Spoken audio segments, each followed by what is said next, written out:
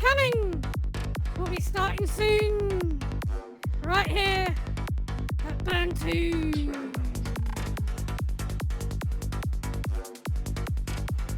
Let's just give it a couple of minutes for any stragglers.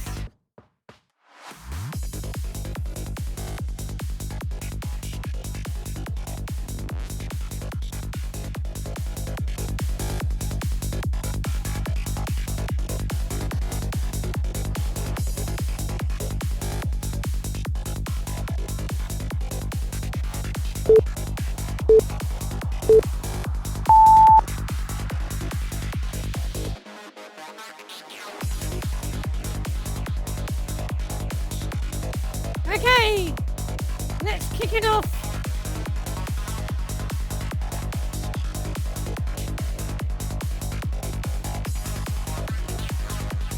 Big warm welcome to Burn 2 in Second Life.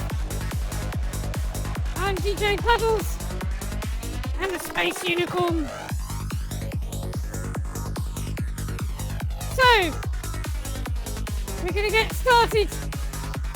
We have a lot to get through, so if you have any questions, I'd appreciate it if you'd save it till the end, because we're going to have to go through this at a rapid pace of knots. Right, let's get going. Introduction.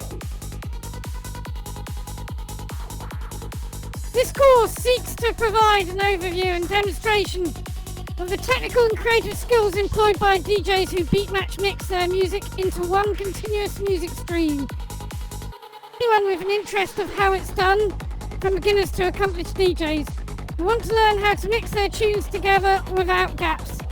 The subject matter will be of particular interest to aspiring dance music DJs, which is the genre most often associated with beatmatching.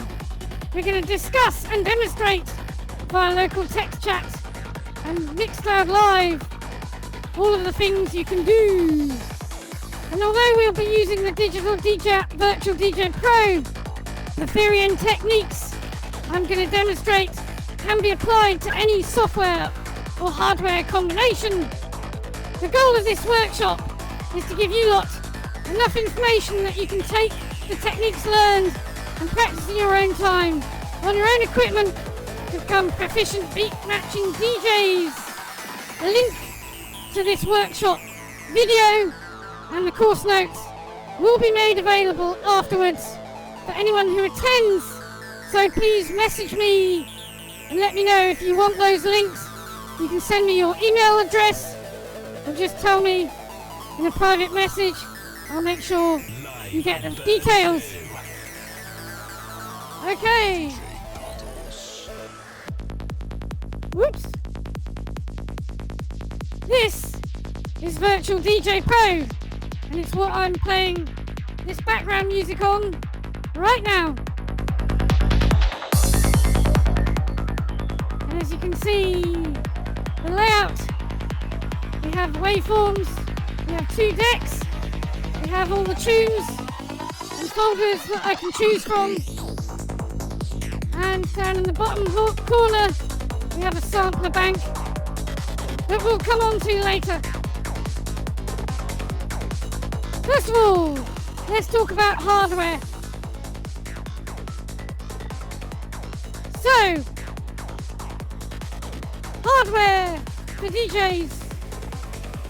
On the left-hand side of this slide are options for experienced real-life DJs. At the top, if you're a vinyl DJ, you might want to use turntables. Option 1 is you can just play your vinyl music and DJ like you're used to as an audio vinyl DJ.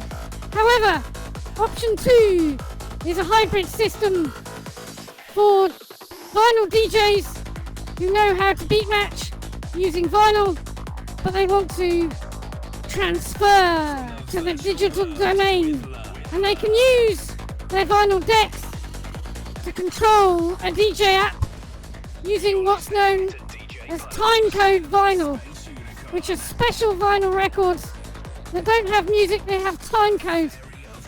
And the DJ app understands that timecode and uses it to control the digital DJ app, so you can digitally DJ with vinyl.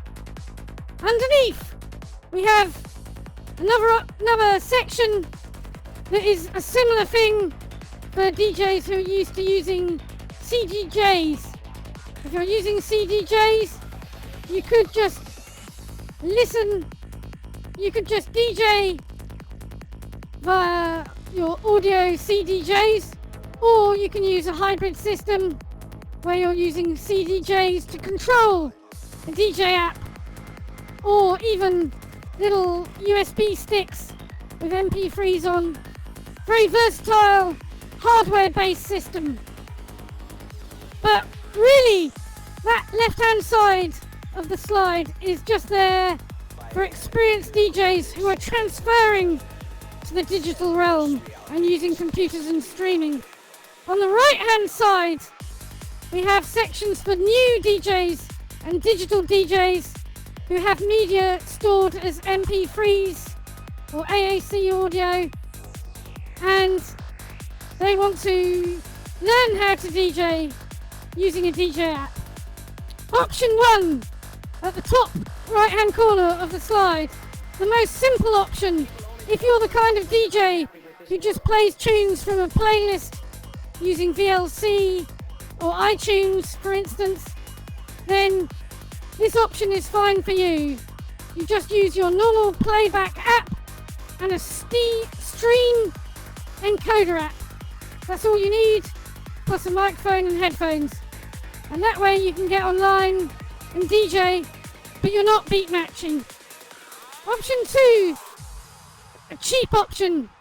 If you're gonna try and DJ without any hardware, you can use a DJ app and a streaming encoder, or a DJ app that includes the streaming encoder. But one word of warning, I would certainly not recommend this for any DJ who wants to learn how to beat match mix properly, because you need a hardware crossfader.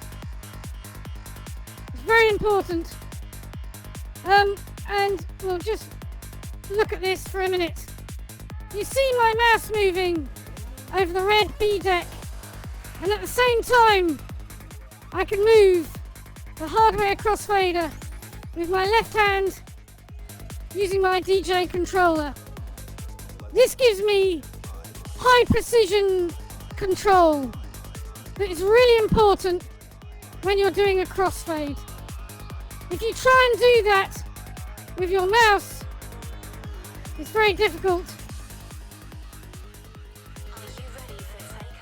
And what can happen is your mouse can slip and things get all very messy. So don't even bother. If you want to beat match mix, get a hardware controller. And they're not expensive. I learnt to DJ using a hardware controller that cost me about £30 in the UK. They're not expensive, but they're really worth it.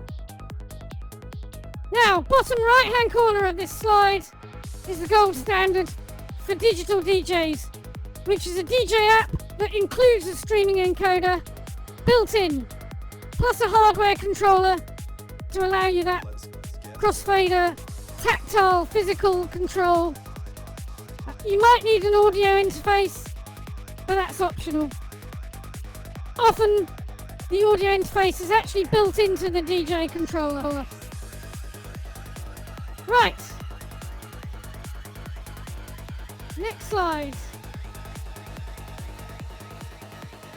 This slide is just to talk about the possible setups that performers and musicians might need. Now, they don't necessarily need a DJ application, but they do need connections for microphones and potentially musical instruments.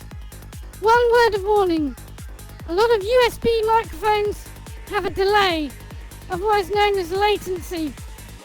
If you are trying to sing to a backing track and you've got a delay on your microphone, the whole thing goes to shit very quickly.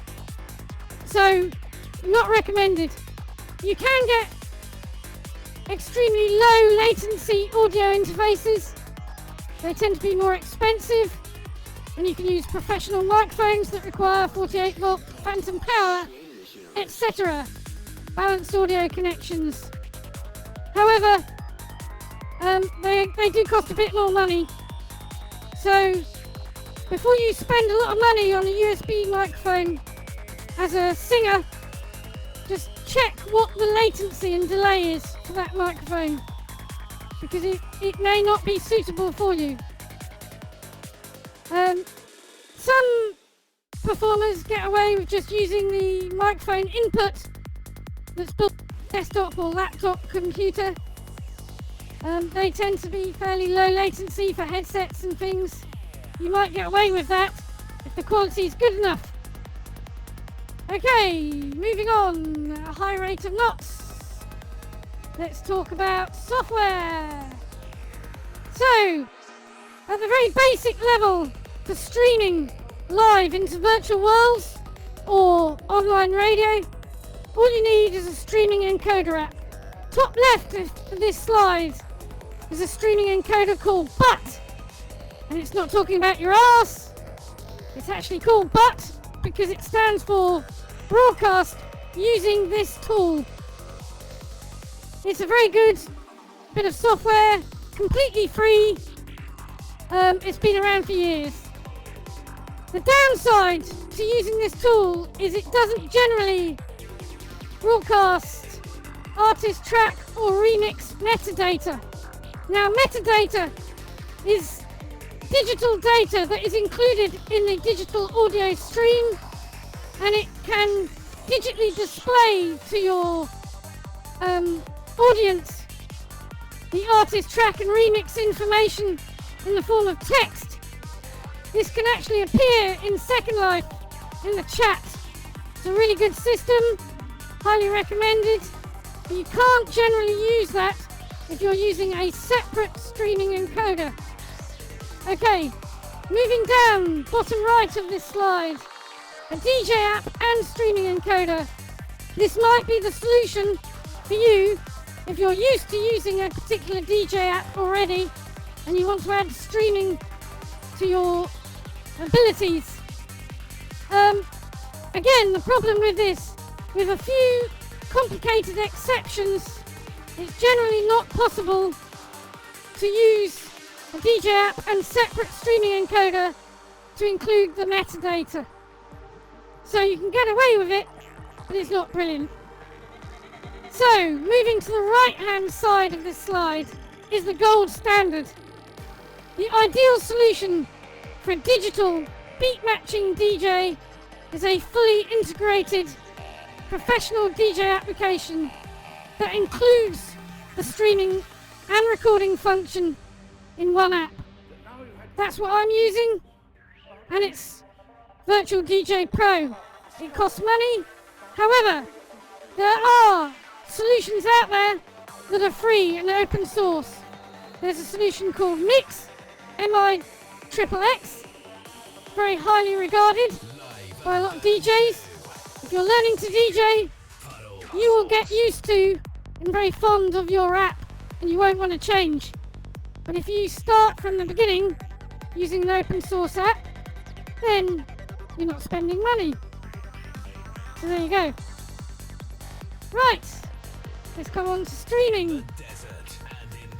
An overview of streaming and how it works. In concept form, what streaming does is it sends a digital audio stream, a single stream from your home and your computer and your application to a server that could be located anywhere in the world.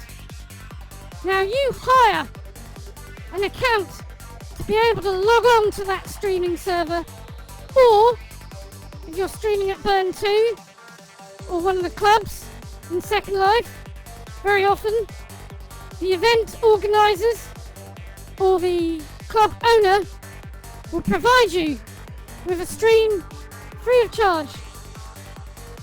That is the case here at Burn 2 Virtual Black Rock City Week. We have streams that we can provide you free of charge to DJ if you're booked for a set here, so you don't have to spend money. If you want your own, they're not very expensive.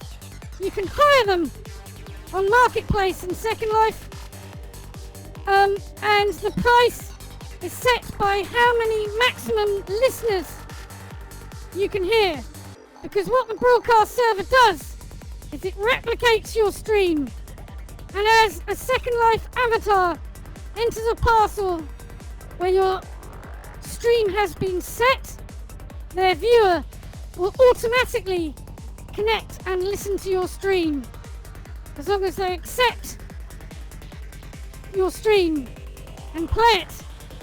They could be anywhere in the world. It's on demand and instant and automatic. If you're connecting via your phone or your tablet to listen to an online radio server, it's still exactly the same principle. I have my own 24/7, no adverts, radio server, spaceunicorn.radio, doing exactly that 24 hours a day. And all you need is a phone and a tablet or a Second Life viewer to connect to it. And in that case, all you need to know is the server's URL to connect to the server. If you're broadcasting an event in Second Life that has a single SIM, then you're probably happily going to get away with 100 maximum listeners when you buy or hire your server account. If you're playing at a major event like the Burn 2 Burn in October, where we put 6 sims together, that's an event that's 6 times the size of what you're currently in, then potentially there could be more listeners. And in that case, you might want to go up to 200 or even 300 for a really popular event. Events like the Second Life birthday celebrations might qualify if you're a really popular DJ. Is that 2 J's? Right, moving on. Configuring your stream. Don't worry too much about this slide. It is highly technical. It's just giving you all the kind of information you might potentially get to configure your streaming account. This will be provided for you when you hire your stream account, or by the event organisers or the club DJ manager, and all you have to do is enter it into your software. They will have slightly different interfaces.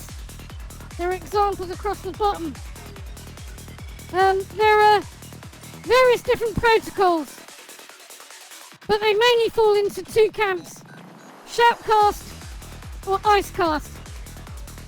And there is a Shoutcast 1 and a Shoutcast 2 variant of Shoutcast. I use the Shoutcast 2 server for my radio station, but that is configured so that people can connect using Shoutcast 1. So it's backwards compatible if you configure your server properly. However, Icecast will not accept a Shoutcast stream, and Shoutcast will not accept an Icecast stream.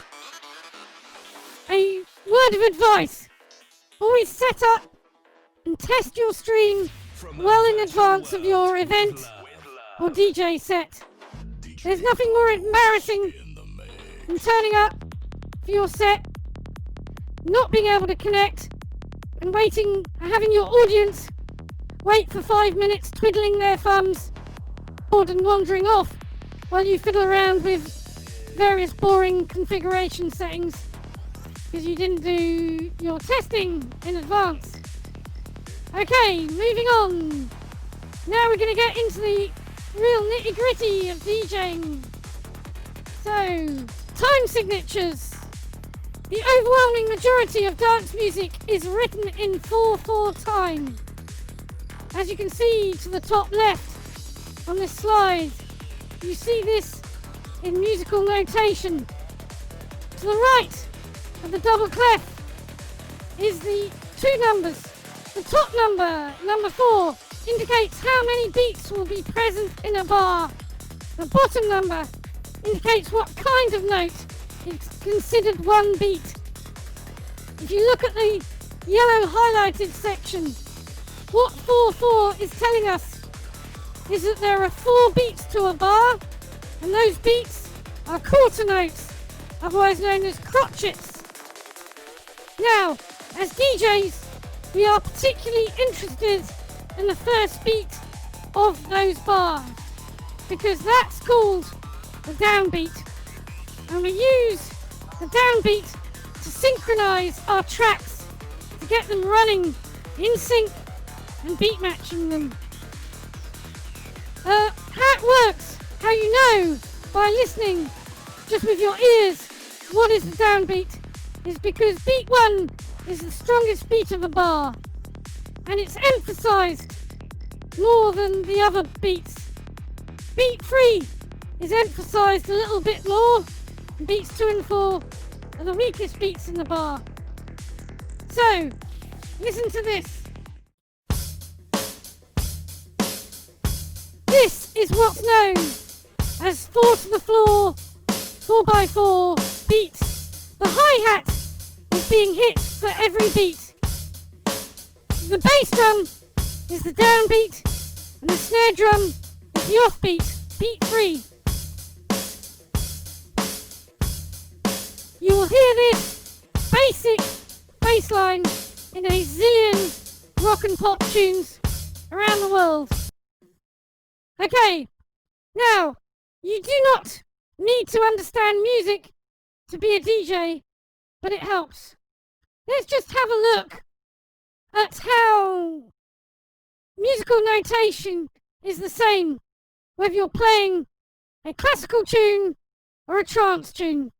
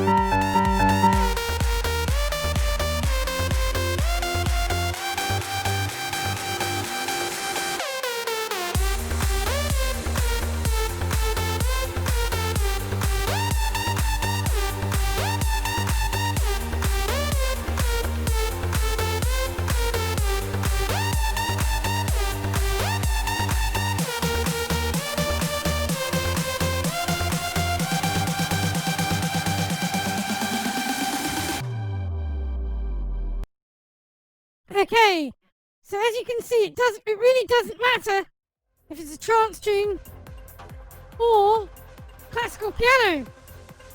It still means the same thing. These days, most dance music is created using what's called a digital audio workstation, or DAW.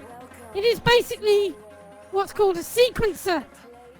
It's using the computer control synthesizers, potentially using MIDI or built-in, and this is a digital audio workstation you're seeing on the video called Ableton, very popular one.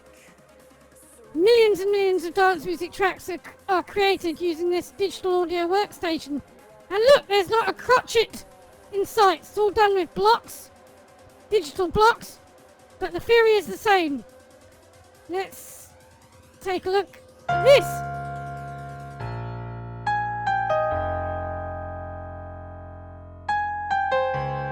Very famous trance tune by Robert Miles in 4/4.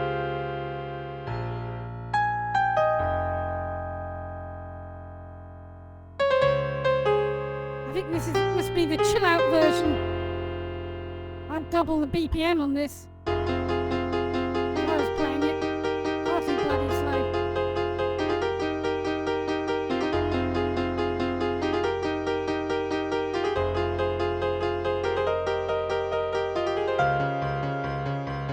Anyway, you get the idea. Music is music. It really doesn't matter how it's being written down or notated. It all amounts to the same thing. And let's just prove we're live. There you are. Hello, everyone. You're famous. Welcome to Burn 2 Black Rock City Week. Okay, moving on. Oh, hang on. I've lost my place. No, hang on. Oh, I've confused myself. Wait a second. Tempo. Let's talk about tempo. Here we go. Right. Tempo equals speed equals BPM. Now, we've already agreed that most dance music is in the time signature of 4/4. However, that just equates to the time signature. It does not equate to the tempo or speed. For that, we use BPM.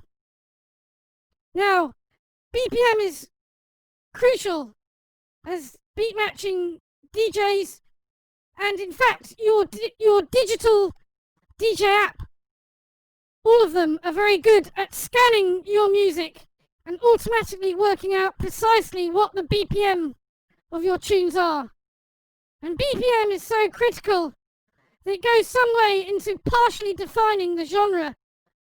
For instance, you could not get a 160 BPM power ballad. It would sound stupid. And conversely, an 80 BPM drum and bass track just would not cut it on the dance floor. Personally, I'm a trance DJ. I mostly play uplifting trance, around 138 to 140 BPM. But I also like psytrance, and psytrance is faster. We can go up to 147 BPM for psytrance. So, remember, although we're working within the 4/4 time signature, it is BPM that describes and measures your tempo, the speed of your track. Okay, moving on to beat matching. So, at the top of this slide is a typical representation of a dance music tune. It's just a general guide. Not all dance tunes will perfectly follow this, but it gives you an approximation. If you buy mixes of dance tunes, then you will be buying mixes that generally are designed for DJs, which means at the beginning, in the intro, and at the end, at the outro, it is mostly percussion. It does not have too much melody, and the reason for this is it makes it much easier and smoother for the DJ to beat match tunes together that are just percussion, or predominantly percussion.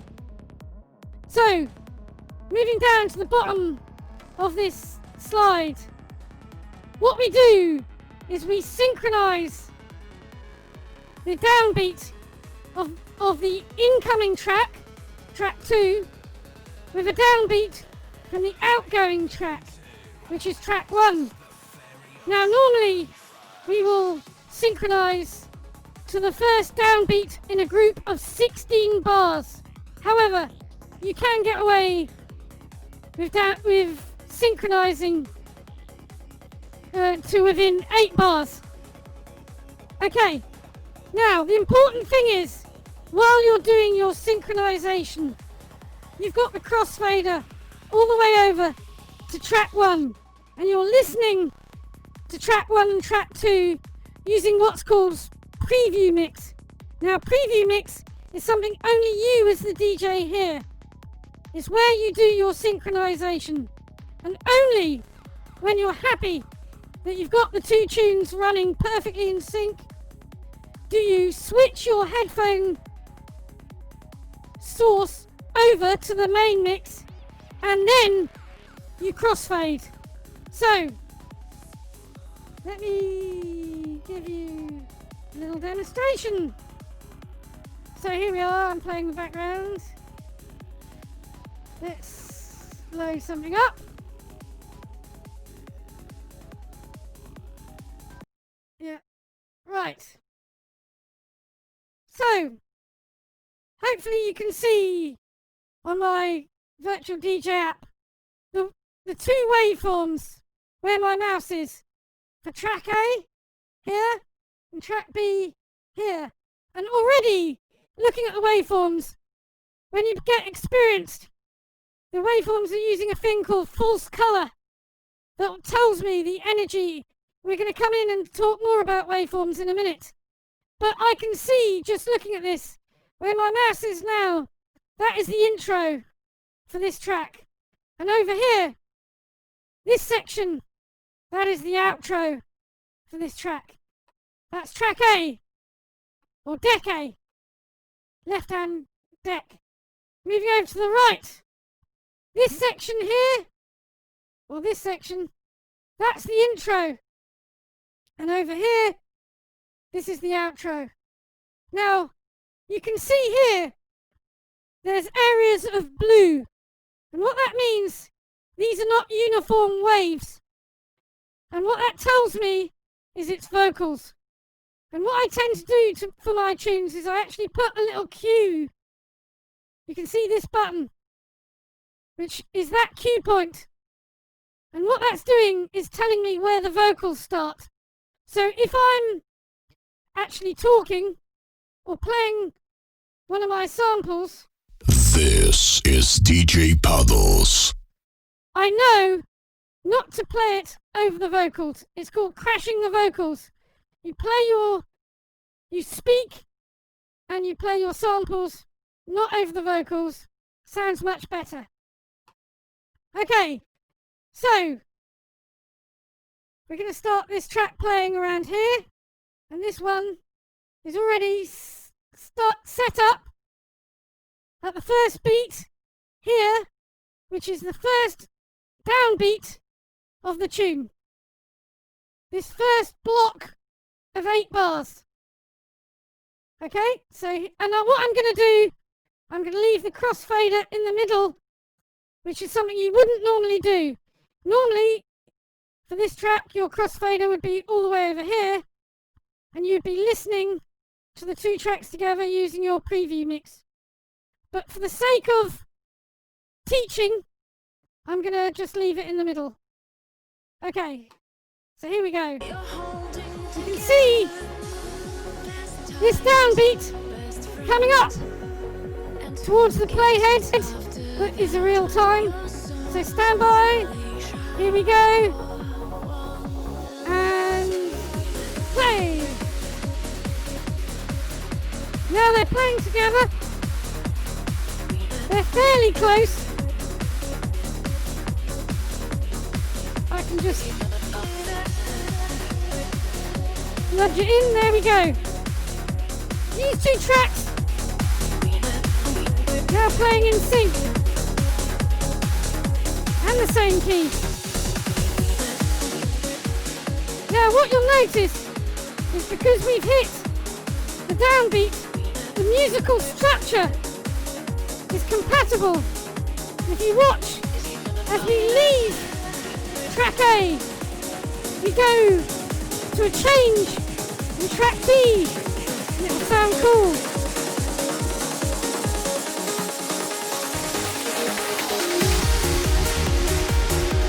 See? I didn't even have to touch the crossfader. It was just sat there in the middle, but because we'd synchronized the tracks with their downbeats at 16 bars, we matched the musical structure and it sounded good. And here comes the vocals. I've been walking these empty streets. Yeah. Cool. Turn my mic off. Force of habit. Right. So, that is beat matching theory. You need to practice that like hell. Get used to it. Some common beat matching errors.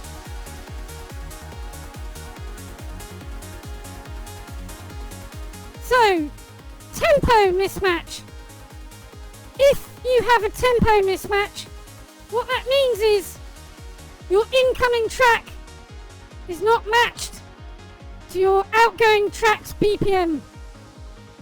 We just have a look at Virtual DJ. You can see where my mouse is. That's 142 BPM, and this is 142 BPM. So fine, same tempo. If I alter the pitch, take this down, that's now 115 BPM, that's 142. So that would cause, if you tried to mix those two tracks together, that would cause a tempo error.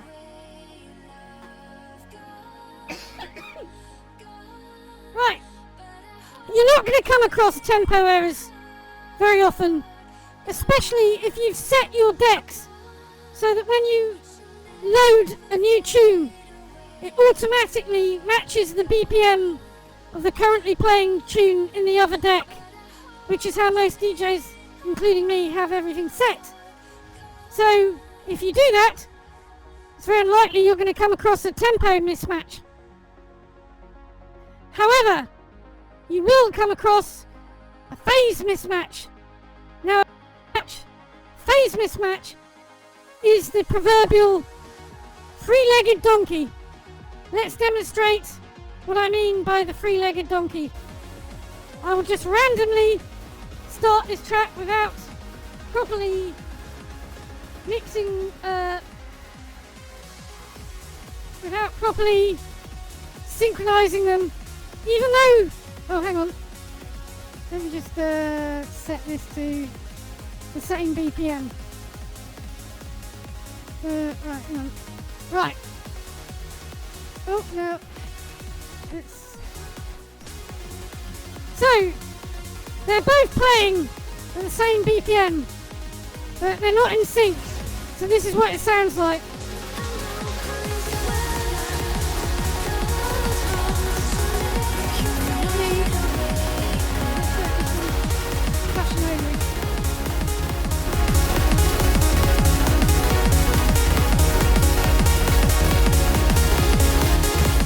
Sounds horrible. Basically, that's what we call the three-legged donkey. That's the thing you're trying to avoid in your transitions. So, take your time when you're listening on the preview mix to nudge the incoming track. Make sure you've got it perfectly synchronized and aligned with the phase of the outgoing track. And that way, you'll get to the bottom, which is beat matched. Two tracks, perfectly synchronized. Okay, moving on. Waveforms. So, all modern DJ apps and equipment will scan your music, calculate the BPMs, and most of them will provide you with waveforms. And some, like Virtual DJ, will actually provide you with two lots of waveforms. So as you can see here, where my mouse is, that's the whole waveform for the whole track. At the top, we've got a filtered version of that waveform that is a low pass filter. What that's doing is just letting through the bass notes, and the bass notes are your bass drum, which is what you're going to synchronize to, or the beats. Actually, it's not just the bass drum, but anyway, it's the beats. It's the beats that matter. It's clever filtering, because we need to be able to see where the beats are, where the bars are, and most especially where the downbeats are. Here is a downbeat for this group of 8 bars. Here is a downbeat for this group of 8 bars. And it's the downbeats that matter. So, back to the slides. When you get experienced, you actually start being able to read the waveforms, especially these ones with false colour. So all this red section of the top waveform, those are beats. The blue section is showing me vocals, because that's energetic waveform that's not uniform. And also, where the green arrows are, those are going to be big drops. You can see the build-up. And if you know trance, that'll be where it comes to a crescendo and your audience go wild and throw flowers and money at the stage if you're lucky.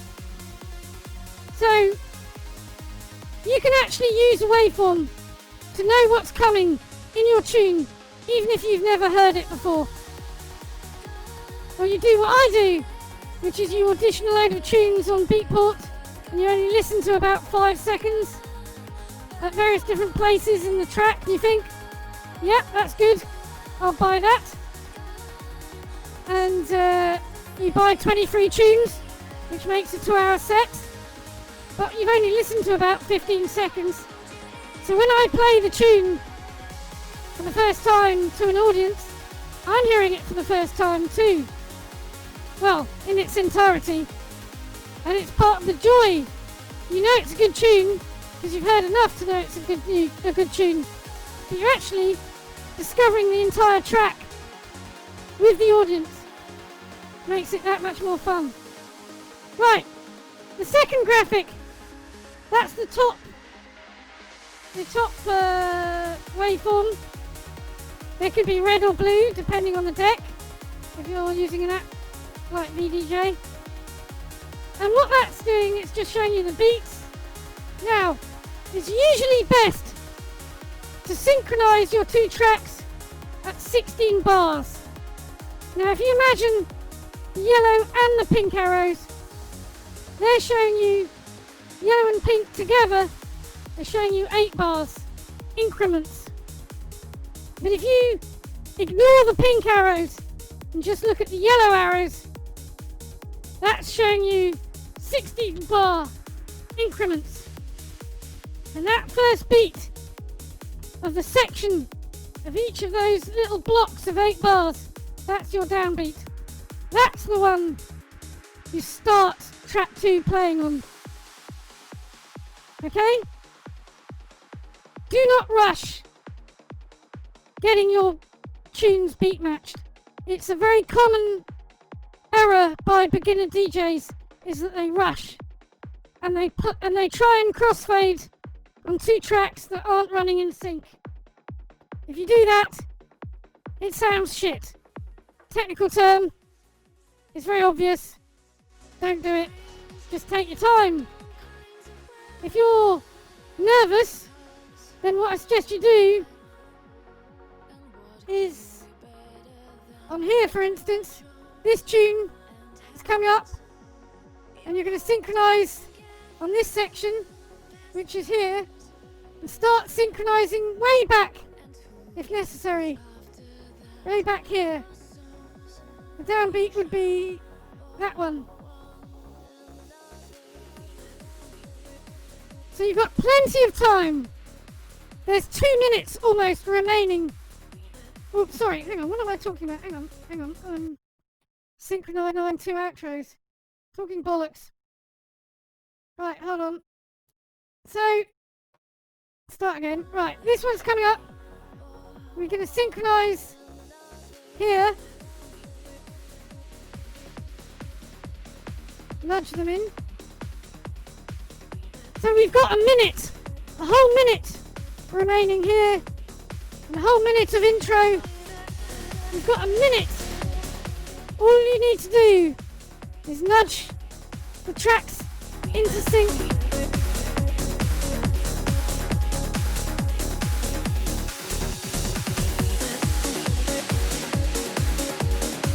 There we go, they're running in nicely in sync. You've got a whole minute to do that. Do not rush. You don't have to do the crossfade until about here.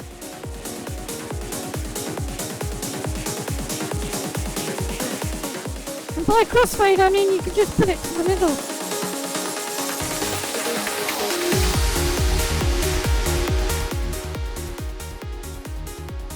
Okay, so beatmatching. I've got to move on, are we going to run out of time? That's waveforms. Crossfaders. Right. Crossfaders.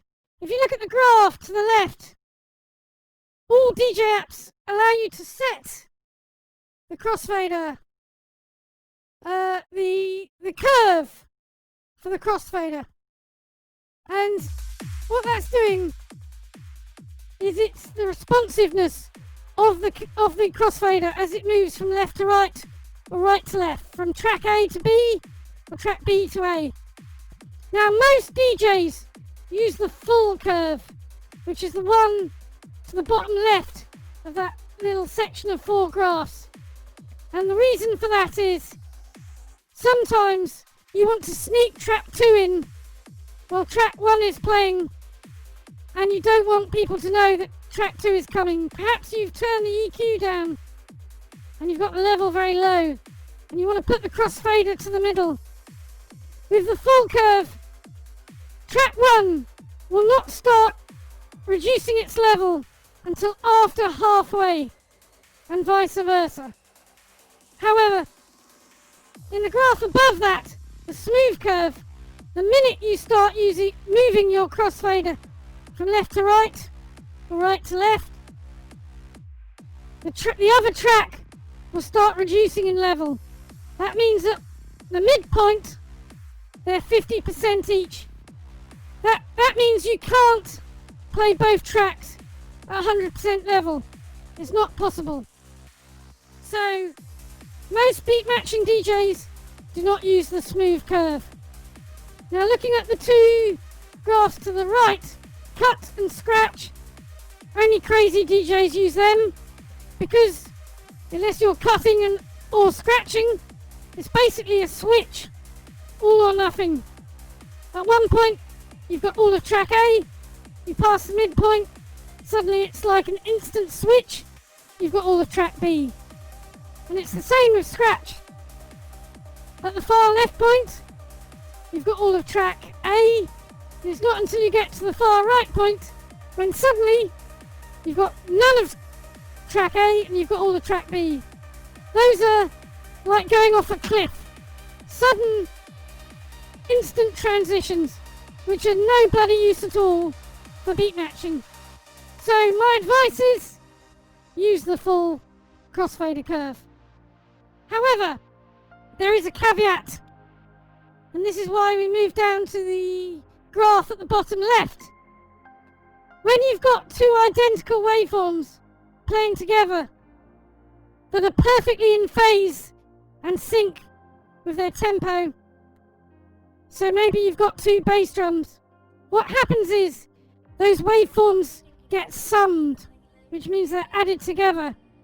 The level of the waveform will double. That's an increase of 6 dB, and everything will suddenly get louder. Conversely, if you have your 2 tracks, what's called 90 degrees out of phase, so that the peak of one waveform synchronizes with the trough of the other track's waveform. Then you get a thing called waveform cancellation or phase cancellation. Some people call it phase error or just out of phase. And what that does is it reduces the level. At the extreme end of things, it reduces the level to 0. And just a bit of trivia, noise cancelling headphones, that's how they work. Because what they do is they have little microphones on the outside and they listen to the sounds around you. And what they do is they play them through your headphones out of phase, which has the effect of noise cancelling all the outside sound. So all you get to hear is the music. Clever, simple physics. Right, moving on. Whatever you do not just turn everything to the maximum, which is it's a common thing that novice DJs do. They think they can just turn everything up by turning everything to the max. What you're actually usually doing is reducing the dynamic range, pushing everything into the limiter, or even worse, causing distortion. Don't do it.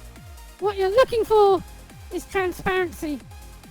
So, if we look at Virtual DJ, the nominal setting for my gain pot, where my mouse is right in the middle. That is 0 gain, there. The nominal position for my channel fader, which is this one, is at the top. That is 0 level. So, what that means is you're not adding gain or attenuating the tune as it was designed, which is normally for most tracks where you'll want to be. This track, as it happens, is slightly hot. Ever so slightly hot. So I might bring that slightly down. You can see, look here, the little red limiter light is lighting. You don't want that to happen too much. That's what's reducing your dynamic range.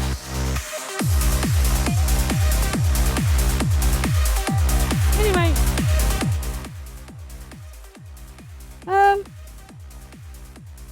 back to the slide. So, the art of the perfect mix is to create a really smooth transition where the volume and level does not go up and down. So use your tool, the channel gain, that's a coarse adjustment. Don't use the master volume, leave that just set.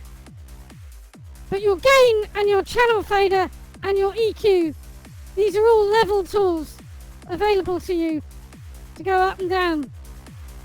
When you're preview mixing and beat matching and synchronizing your incoming track, I often find it's useful to use the channel gain for the incoming track to turn it right up. So here, if I was beat matching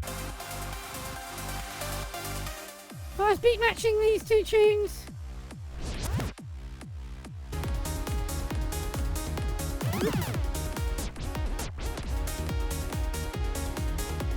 so here, what I could do is turn this gain right up to make it really obvious as I nudge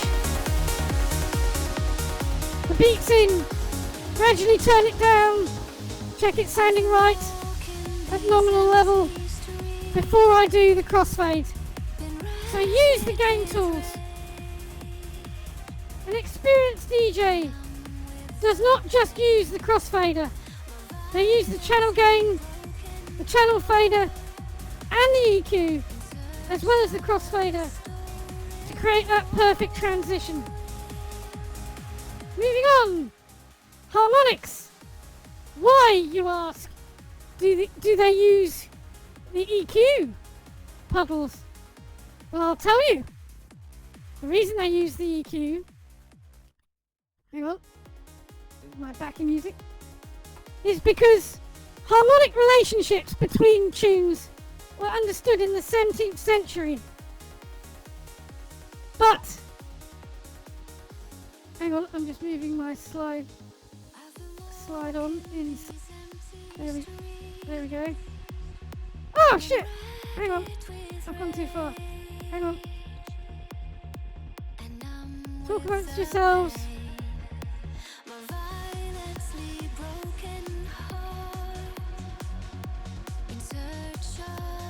Right. That's what lag does. You need to press things twice. Right. Where was I? So, in 1991, a clever DJ called Mark Davis invented a system called the Camelot Wheel as an easier way for DJs to calculate compatible keys. So there is the Camelot Wheel on the left.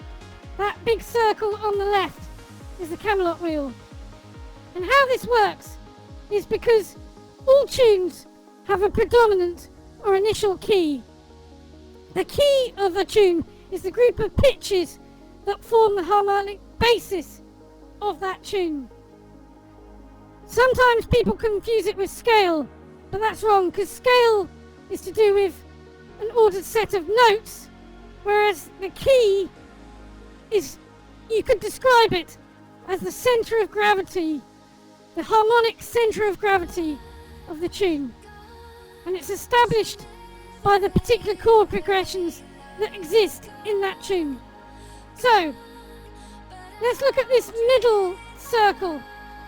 If you were playing a tune that had a predominant key of A minor, in the Camelot system, that's 8A.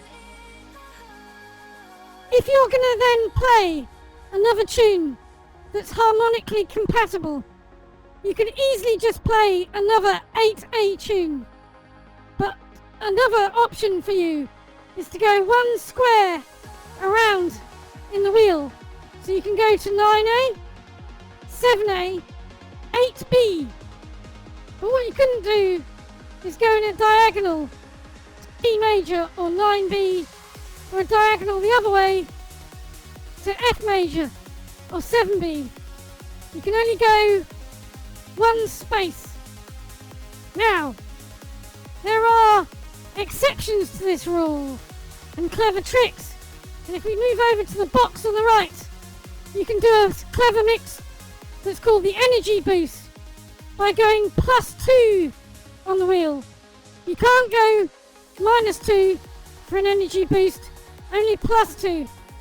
So, in this graphic, if you're playing 5A, which is C minor, and you go +2 clockwise on the wheel to 7A, which is D minor, the effect for your audience is that there's going to be an increase in energy in your mix. It sounds really cool. It's a good way to bring your audience up. Don't overuse it. Not more than about 20 times, once every 20 minutes or so, or more, or less rather. There is a variation of this trick, and that's to go -5 or +7, which is the same thing.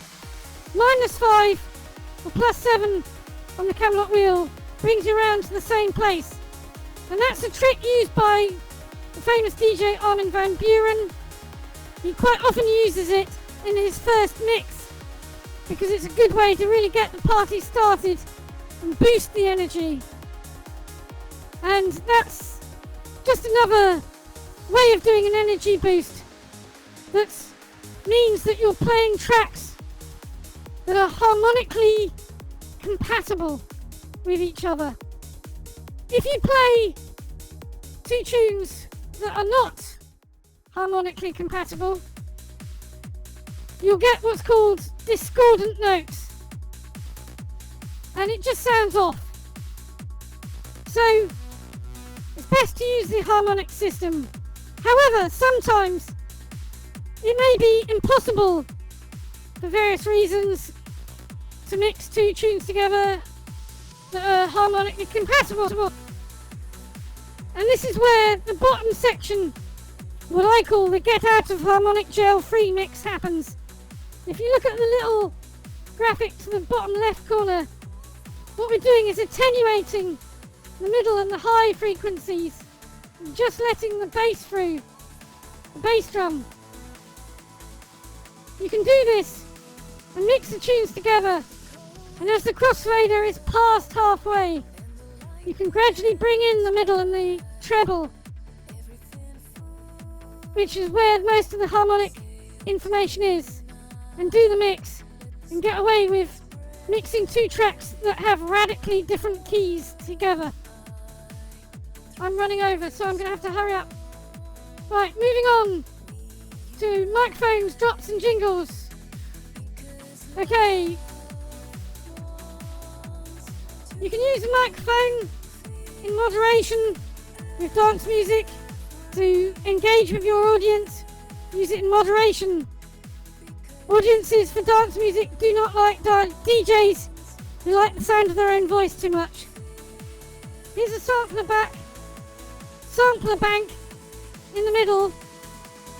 And if you look, thank you Zoran, letting me overrun. If you look on VDJ, here is my sampler bank. And this is what triggers my cool little jingles and drops. Live at Burn 2, on the player and on the decks, in the desert and in the mix. You're listening to DJ Puddles and the Space Unicorn. So you can see there, I strung a load of jingles together, or drops. I did it rather pants. I wasn't paying attention to the timing, but you get the idea. If you're getting your drops, and you can order these online, you just search for DJ drops on Google. There's a company in the UK that will give you 5 drops for £25, professionally made ones. This guy, DJ Puddles. Right, that drop will have cost me £5, which is not a huge amount of money. So you build up a collection. You can make your own, of course. It's good to have different voices. DJ Puddles in the mix. So, but professional ones, they're professionals for a reason. So, it's good to pay a bit of money if you're going to be DJing a lot. It basically adds a lot of polish to your show. On this slide on the right hand side is what's called a virtual cart wall. Now in the olden days, the radio stations, they used to have cassette-based cart machines, which were the things that played their radio jingles from cassettes. And they just hit play. They'd have a wall of them. They just hit play for whichever jingle they wanted to play. Of course, we're all digital now, and that graphic shows a digital cart wall for an iPad, or you can even use it on your phone. It's great if you've got an external mixer, and maybe you're using external hardware, and you just have the output from the iPad going into your mixer, and you trigger them just by literally pressing the button. So you could use that DJing live. You weren't even using a computer, just use your iPad to trigger your drops. Now finally, at the bottom we're going to talk about effects. Anybody who listens to my shows will know that I love a particular effect called the flanger. Let's demonstrate the flanger. Here it is, up here. Now I turn it on, you can't hear it yet, but as soon as I put the fader in, you'll hear it. Listen to this.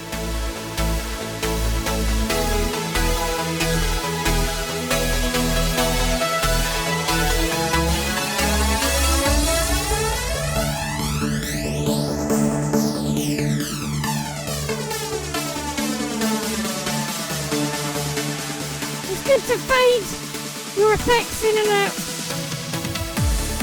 Don't just suddenly turn them on, because otherwise it sounds like this. They suddenly cut in and out. So it's good to do them like that, fade them in and out. Although I love the flanger, you shouldn't overuse your effects, because remember that the producers spent a lot of time getting the tunes to sound just right. The last thing they need is some DJ to just play endless effects and adulterate their musical work. Okay. Yeah, I got to recording. Right. Most professional DJ apps have the facility to record your set as you're doing them. It's recommended that you record in a lossless format. Now, my virtual DJ lets me record in FLAC. FLAC is quite efficient as a lossless format, but because it's lossless, it means it will be a very large file, because it's keeping all of the important musical information. The reason you might want to record your set lossless is because if you need to edit it, perhaps what you've done is you've started the recording too early or forgotten to stop the recording, and you've got a load of silence at the beginning or the end. What you can do is open your lossless file in a program such as Audacity. Now, Audacity is free, it's open source, and that middle graphic is what you see if you open a 2-hour set in Audacity. It's a great tool. Takes a little bit of getting used to, but once you've got the hang, it's really handy for doing little edits to your set, like removing silence. Once you've done that, you might then want to export the set in a compressed format that's more suitable for storage or devices, like your phone or iTunes. Compress it to AAC for iTunes. AAC is more efficient than the MP3 format. However, MP3 is more ubiquitous. Ubiquitous. And you'll find it all over the world. MP3s. So, it's horses for courses, really. Depends what you do. I archive my sets in AAC, because generally speaking, I'm working from a Mac, and I store them in iTunes as AAC. I've got over 270 2-hour sets, so it wouldn't really be very practical to store them as FLAC, because they just take up gazillions amounts of gigabytes. Right, so uploading, you want to share your set. Well, of course, you can upload it pretty much anywhere, but there aren't that many places that have got licensing agreements with all the major record labels that mean you can legally upload them. But believe it or not, you can still do it for free. So here are 3 options. Mixcloud on the left allow you to upload your sets free of charge, no limits. We're using Mixcloud Live to stream video live, but we'll come on to that in a minute. In the middle, Play DJ TV. This is a new player on the block, brand new service. Because of the pandemic, all of a sudden everybody wants to stream live, whether it's audio or audio and video. Play DJ TV has come along to get a bit of the action. They're now going to compete with Mixcloud. They have 3 options. Their paid options are more expensive than Mixcloud, but they do have some extra features that Mixcloud doesn't yet.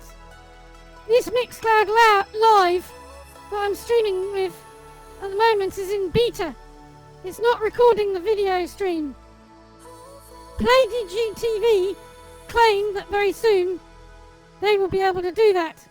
And I expect Mixcloud will be able to do that very soon too. These are rapidly emerging technologies, and the reason they're rapidly emerging is because of the pandemic. That's all good for us though. Competition, not the pandemic isn't.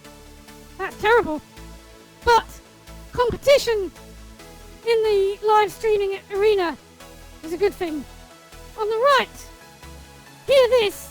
That's a German host. They have free audio streaming and publishing in the Icecast format, but they have a 400 megabyte weekly upload limit. Based in Germany. Okay, moving on. Video streaming. Adding video to your streams is a great way of just upping the game of your set. Now, Virtual DJ has built in certain video functions.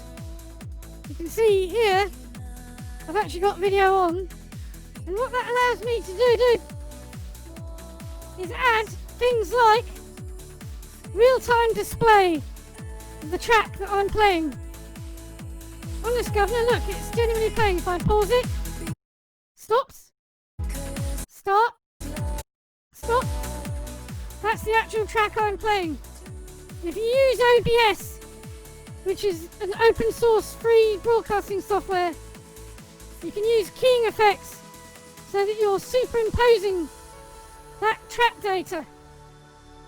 Another cool thing you can do with Virtual DJ is turn on a thing called a shader, which are procedurally generated video. Looks a bit shit because I got the key on, but there's some cool ones. You can also use purpose-designed DJ apps to fulfill that purpose. That'll give you an output like this. This is one I recorded earlier, and this was being generated by a VJing app,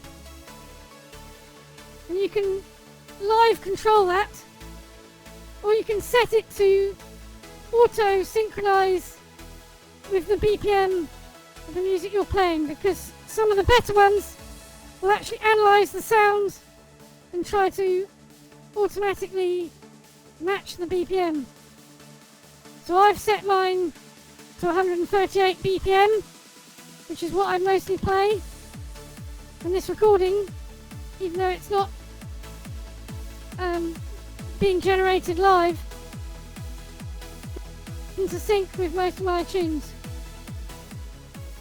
Okay, of course another thing you can do, just use a webcam. You can use Zoom, the video conferencing app. The problem with using Zoom is the audio quality is very poor indeed. It's designed for boring business meetings, not for cool DJ music, so the audio is shit. Technical term. Of course you can use a webcam, and you can of course do what we're doing, which is DJ in virtual worlds, using the bottom right and little graphic there. You don't have to just DJ in Second Life. Lots of other virtual worlds exist. If you look at the slide on the left, that's me in Sansar DJing. Great fun. And that's a world where people can be fully immersive with virtual headsets and party away.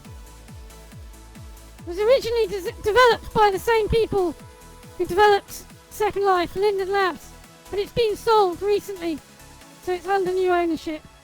But the new owners are concentrating on live events, so you'll be okay as a DJ. Right, that's it. Thank you very much for listening. Oh, I forgot to move the slide. Right. Please take what you've learnt with me, take it away, and practice like mad until you become proficient DJs. and you'll get really good. Practice makes perfect.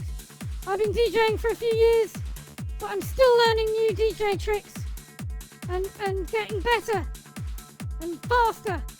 So keep practicing, and I'm sure you'll be a proficient Beatmatch DJ in no time at all.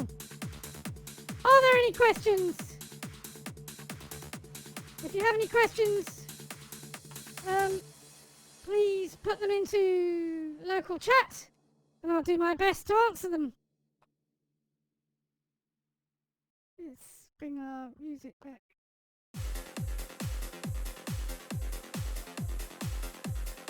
Thank you, Ixia. Thank you, Bella. They're saying I'm awesome.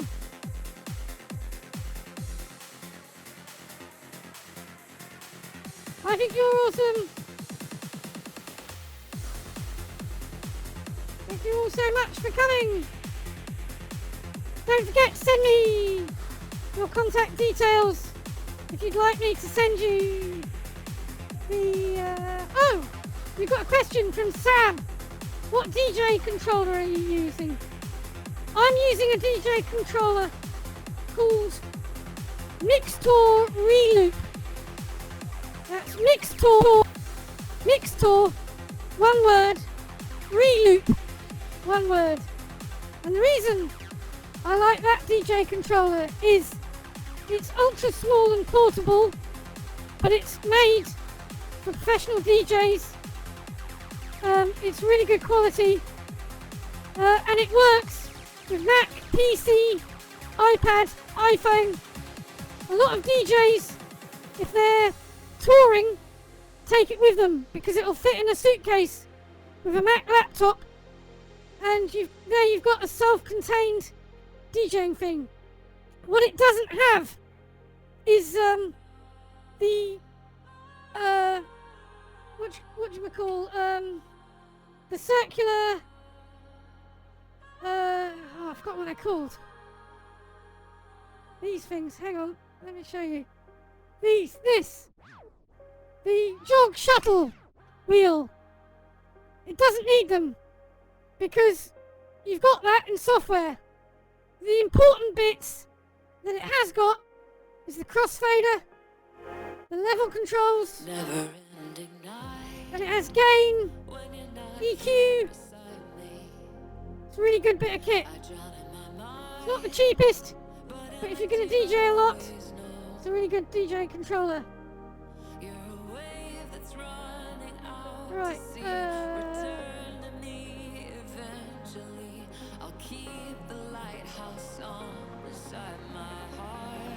yes, for singers, you don't really need to worry about beat matching, Bella, because you'll be talking in between.